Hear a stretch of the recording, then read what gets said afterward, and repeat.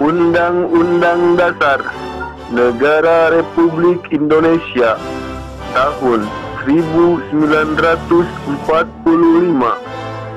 Pembukaan bahwa sesungguhnya kemerdekaan itu ialah hak segala bangsa, dan oleh sebab itu maka penjajahan di atas dunia harus dihapuskan karena tidak sesuai dengan pri kemanusiaan dan pri keadilan.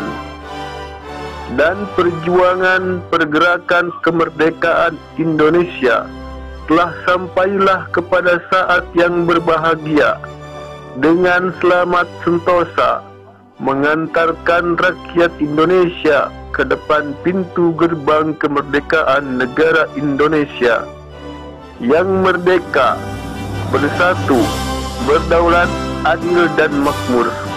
Atas berkat rahmat Allah yang Maha Kuasa dan dengan didorongkan oleh keinginan luhur supaya berkehidupan kebangsaan yang bebas, maka rakyat Indonesia menyatakan dengan ini kemerdekaannya.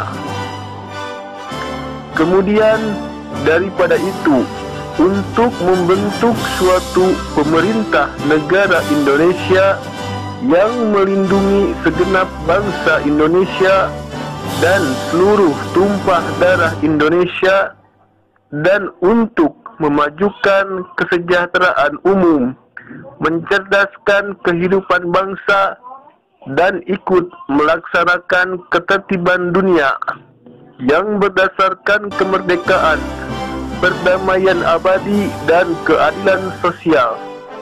Maka disusunlah kemerdekaan kebangsaan Indonesia itu dalam suatu Undang-Undang Dasar Negara Indonesia yang terbentuk dalam suatu susunan Negara Republik Indonesia yang berkedaulatan rakyat dengan berdasarkan kepada ketuhanan yang Maha Esa, kemanusiaan yang adil dan beradab, persatuan Indonesia, dan kerakyatan yang dipimpin oleh hikmat kebijaksanaan dalam permusyawaratan perwakilan, serta dengan mewujudkan suatu keadilan sosial bagi seluruh rakyat Indonesia.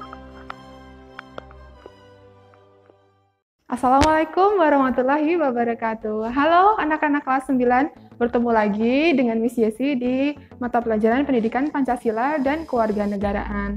Nah, kalian tadi kan sudah menyimak teks dari pembukaan Undang-Undang Dasar 1945. Miss Yesi berharap kalian dapat memahami teks tersebut dan memaknai setiap alineanya, karena yang akan kita pelajari hari ini adalah makna dari setiap alinea di pembukaan Undang-Undang Dasar 1945. Pembukaan Undang-Undang Dasar 1945 terdiri dari 4 alinea, yaitu alinea pertama, alinea kedua, alinea ketiga, kemudian alinea keempat. Pembukaan Undang-Undang Dasar 1945 yang kita pelajari hari ini memiliki keterkaitan yang kuat dengan Pancasila yang telah kalian pelajari di materi sebelumnya. Agar kalian lebih memahami bagaimana keterkaitan Pancasila terhadap pembukaan Undang-Undang Dasar 1945, yuk kita simak video berikut ini. Pancasila menjiwai pembukaan dan pasal-pasal Undang-Undang Dasar 1945, dan masing-masing sila Pancasila meliputi dan menjiwai sila lainnya. Sila pertama, yaitu ketuhanan yang Maha Esa, menjiwai alinea ketiga pembukaan Undang-Undang Dasar dan pasal 29. Sila kedua yaitu kemanusiaan yang adil dan beradab, maka setiap warga negara mempunyai kewajiban dan hak-hak yang sama. Sila kedua Pancasila menjiwai alinea pertama pembukaan dan pasal-pasal tentang HAM. Sila ketiga yaitu Persatuan Indonesia, mencakup persatuan dalam arti ideologis, politik, ekonomi sosial budaya dan keamanan atau IPOLEK Sosbud dan Hankamnas. Sila ketiga menjiwai alinea keempat Undang-Undang Dasar 1945 dan pasal tentang budaya, bendera, bahasa, dan lambang negara. Sila keempat yaitu kerakyatan yang dipimpin oleh hikmat, kebijaksanaan dalam permusyawaratan perwakilan, yang berarti bahwa Indonesia menganut dua macam demokrasi, yaitu demokrasi langsung dan tidak langsung atau demokrasi perwakilan. Sila keempat menjiwai alinea keempat tentang kedaulatan rakyat dan pasal tentang kebebasan berpendapat dan berserikat. Sila kelima yaitu keadilan sosial bagi seluruh rakyat Indonesia, yang berarti tercapainya keseimbangan antara kehidupan pribadi dan kehidupan masyarakat. Sila kelima menjiwai alinea kedua pembukaan Undang-Undang Dasar 1945 tentang negara yang merdeka, bersatu, berdaulat, adil, dan makmur, dan pasal-pasal tentang perekonomian dan kesejahteraan.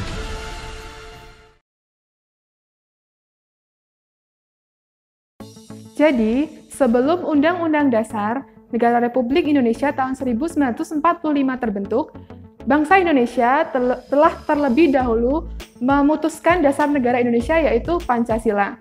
Pancasila merupakan landasan ideal bangsa Indonesia. Setelah menyusun Pancasila, bangsa Indonesia kemudian menyusun konstitusinya, yaitu Undang-Undang Dasar 1945.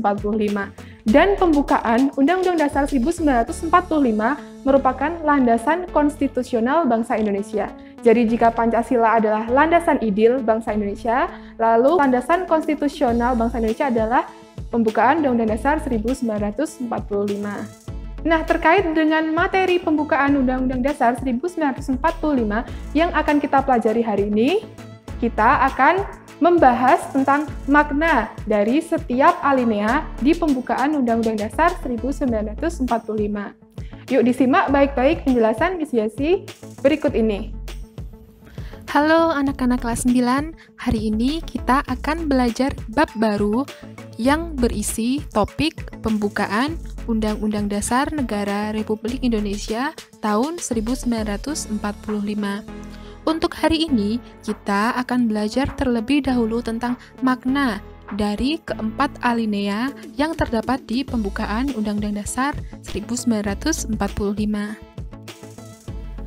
Dari teks pembukaan Undang-Undang Dasar 1945 yang sudah kalian baca bersama-sama di awal video pembelajaran tadi, kita dapat ketahui bahwa terdapat 4 alinea di pembukaan Undang-Undang Dasar 1945, yaitu alinea pertama, alinea kedua, alinea ketiga, kemudian alinea keempat.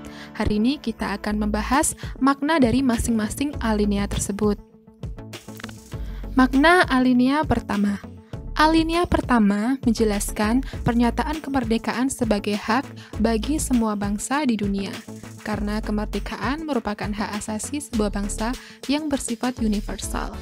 Alinea pertama memuat 2 dalil, yaitu dalil objektif dan dalil subjektif.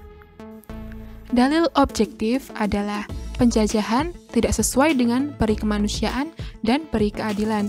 Kemudian dalil subjektif berisi aspirasi bangsa Indonesia untuk melepaskan diri dari penjajahan. Kedua makna dari alinea pertama berarti meletakkan tugas dan tanggung jawab kepada bangsa dan negara serta seluruh warga negara Indonesia untuk senantiasa melawan penjajahan dalam segala bentuknya. Makna alinea kedua. Makna alinea kedua menunjukkan penilaian bangsa Indonesia bahwa 1. Perjuangan bangsa Indonesia telah mencapai tingkat yang menentukan. 2. Momentum yang telah dicapai harus dimanfaatkan untuk menyatakan kemerdekaan. 3. Kemerdekaan harus diisi dengan mewujudkan cita-cita nasional, yaitu negara Indonesia yang merdeka, bersatu, berdaulat, adil, dan makmur. Merdeka berarti terbebas dari penjajahan. Bersatu berarti satu kesatuan geografis dan sosial. Berdaulat yaitu sederajat dengan negara lain, bebas menentukan arah kebijakan bangsa tanpa campur tangan negara lain. Kemudian adil. Adil adalah keadilan antara hak dan kewajiban bagi warga negaranya. Yang terakhir makmur. Makmur berarti kemakmuran dan kesejahteraan. Makna alinea ketiga.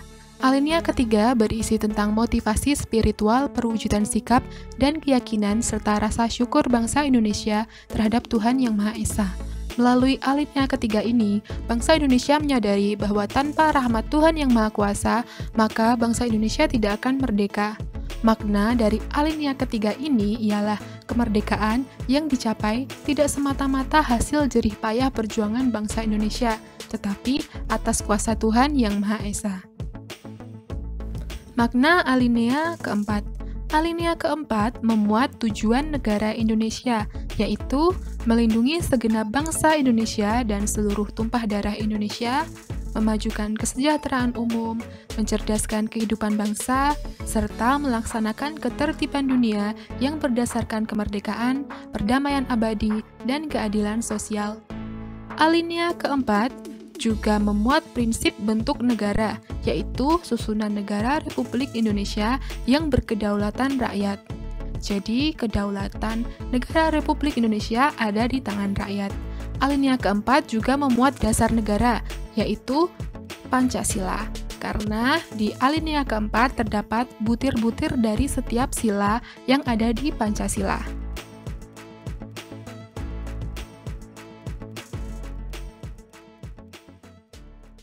Demikianlah pembahasan kita hari ini mengenai makna dari alinea pertama, alinea kedua, alinea ketiga, kemudian alinea keempat pembukaan Undang-Undang Dasar 1945.